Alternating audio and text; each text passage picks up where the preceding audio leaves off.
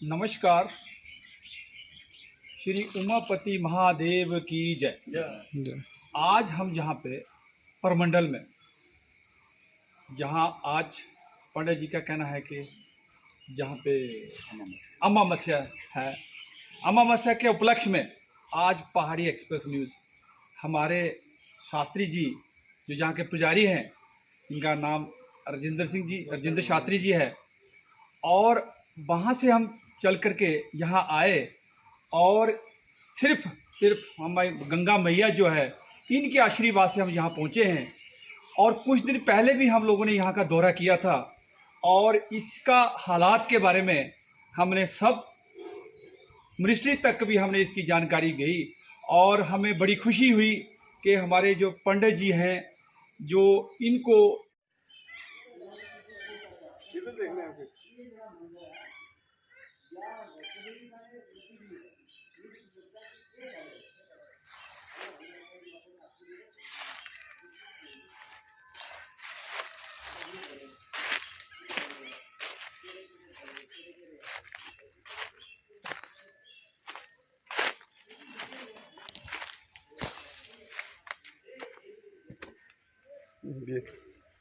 इसी से निकला है, ऊपर से गिरा था, फादर ने उठा के रखी।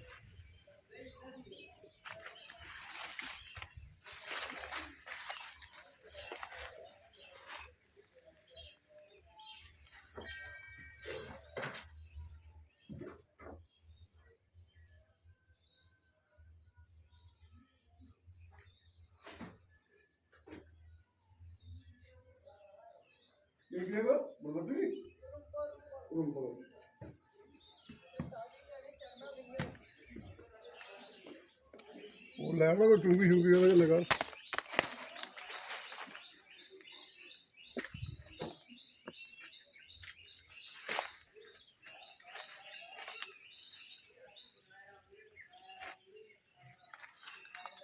एक ये भी है, इसका दरवाजा उधर है, एक इसके अंदर है, वो पीछे।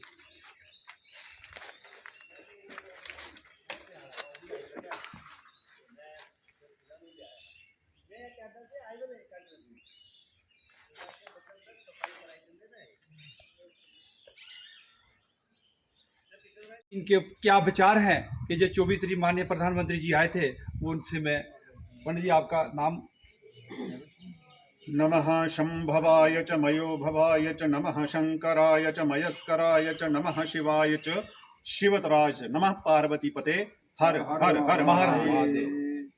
सर्वप्रथम इस देविका तट पर स्थित उमापति महादेव जी के इस देवालय की ओर से, देवालय में कर रहे कर्मचारियों की ओर से, काम करने वाले कर्मचारियों की ओर से, एवं जहाँ की जो जनता है जिनको माँ देविका ने अपने आंचल में रहने का स्थान दिया है, उनकी ओर से आपका कोटि कोटि धन्यवाद करता हूँ और भगवान शंकर जी से प्रार्थना करता हूँ कि आप का ही नहीं अपितु विश्व का समग्र विकास हो। विश्व का समग्र विकास तभी संभव है जब विश्व में दैविक शक्तियों, हमारे तीर्थ स्थानों का, हमारे जितने भी पथ पंथ हैं, उनके जो स्थान हैं उनकी प्रगति हो। जब उनकी प्रगति होगी तो वहाँ का जो रहने वाला व्यक्ति है उसकी प्रगति होगी, और जब व्यक्ति सर्वांगीण संपन्न होगा तो वहाँ पर शांति, विकास और सुकून, जिसे हम शांति कहते हैं, वो पर पीछे हटकर नहीं रह सकती। उसी उपलक्ष्य में आज आप अमावस्या के शुभ अवसर पर इस तीर्थ स्थान पर आए। आपने पहले प्रश्न किया कि आज अमावस्या है।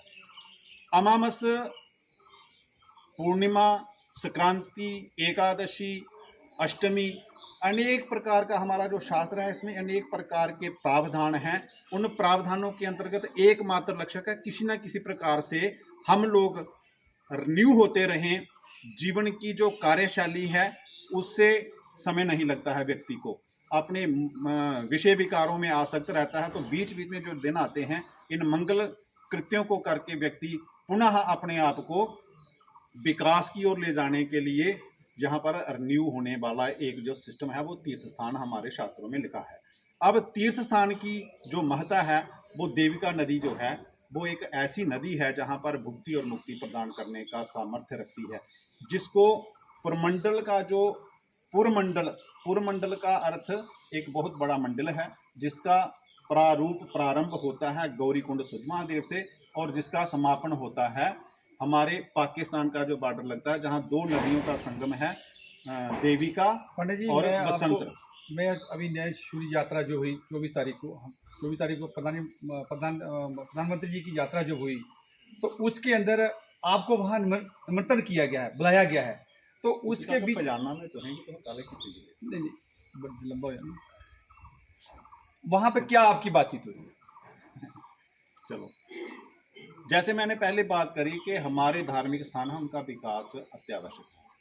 ये सारी जनता, शासन प्रशासन धार्मिक संस्थान इस स्थान का ही नहीं हमारे विश्व में जितने भी स्थान हैं उनका विकास हो, इसके लिए हर संभव प्रयास कर रहे हैं। उसी प्रयास को जहाँ की जनता ने, जहाँ के जो इस संस्थान को चाह रहे हैं उन लोगों ने और ज़्यादातर मीडिया बंधुओं ने इसको हाईलाइट किया। उसके परिणाम स्वरूप प्रधानमंत्री महोदय जी ने हमें इस जो आपने प्रदर्शनी बनाई थी उस प्रदर्शनी के बारे में पूरा ज्ञान प्राप्त करने के लिए आमंत्रित किया।